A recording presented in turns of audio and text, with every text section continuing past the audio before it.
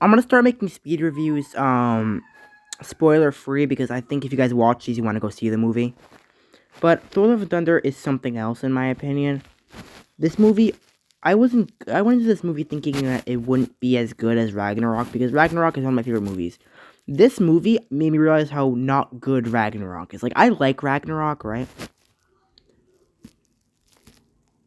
But come on, this movie is so good. Ragnarok was my third favorite to like my sixth favorite Marvel movie.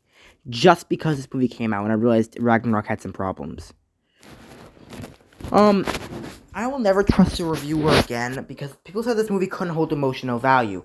I'm not gonna spoil what the emotional value is, it's in the last 15 minutes, but the emotional value is so good. Come on. You wanna know what happens. So, I like the way they evolved the characters too, like Jane not meeting Thor for 8 years at this point. She has cancer, it plays into her character of being a scientist who can't stop working or helping those around her.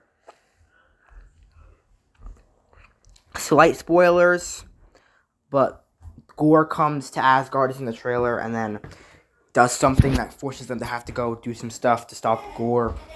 They lose. Gore gets something, does something, emotional moment, then evolve Thor's character, and that's it. They evolved Thor's character literally excellently. Like, I didn't expect them to evolve Thor's character this much.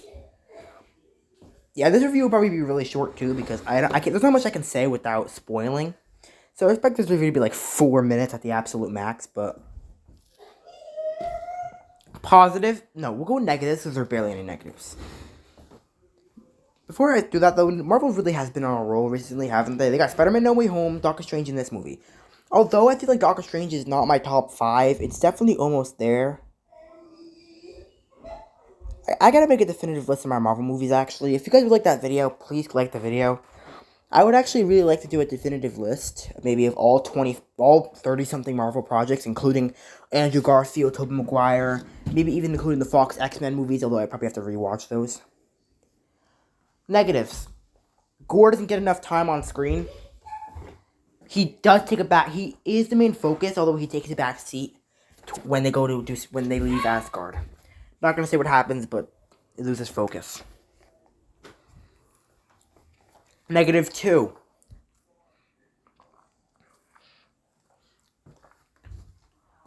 The movie moves too quick at the beginning. The first intro, you don't understand what happens till like the very end. At least I didn't until they did the thing with the Eternity. Might be a slight spoiler there, sorry. But yeah, like Gore just doesn't evolve enough in this movie. I like the way he finished off, but I just really, really want to see Gore. And yes, you will feel creeped out. He's super creepy in the movie. Great villain. Not as good as Hela. That's the one thing I say Ragnarok has over Thor: Love and Thunder. Thor: Love and Thunder straight up did not have enough time to develop his villain. That's the only negative I have for this movie. Honestly. Is the only negative. I gotta make a definitive list. So probably when Thor: Love and Thunder comes out on Disney Plus, I'll make a definitive list of all my Marvel movies. I'll probably have to rewatch all of them, but that's something that's most the price to play for salvation. So, overall, if you haven't seen the movie already, I recommend going to see it. But positives. Positive 1. This movie is hilarious, by the way. If you didn't know, the blurred out scene in the trailer is not blurred out in the movie. And it's hilarious. The goats in the trailer are also really funny. This movie doesn't stop making you laugh. It really does not. You laugh, laugh, laugh. Definitely the funniest Marvel movie.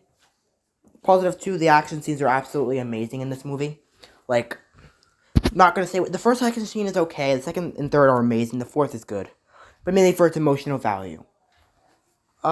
Each fight scene here, I mean, they don't really progress the story like Ragnarok did. I guess that'd be another thing Ragnarok gets, but it doesn't mean they're entertaining. Like, literally, I would say the most entertaining. The most entertaining fight scenes to me in the MCU would most likely be probably I don't know. I don't really pay attention to like every Marvel movie's fight scenes, but yeah. Positive 3, I love how they evolve Thor's character, and I love the way they treat Jane's character.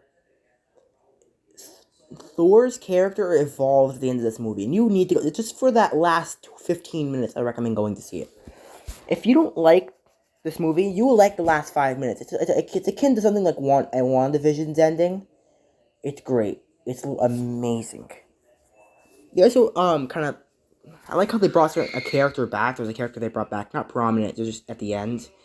I like how they also reveal something about a character, and yeah. So overall, and I actually recommend staying for the post-credit scene. One sets up the next Thor movie, and one just makes me happy. But yeah, I recommend staying for the post-credit scenes. So overall, Thor: Love and Thunder is an amazing movie. I recommend going to see it immediately. Most theaters have a sale for Tuesdays or in the morning, so I recommend going. My local theater, I actually watched this movie for $7 in the because it's like 12:30 right now. So I recommend going to see it. Yes, and I'll catch you guys in another video. Stay electric.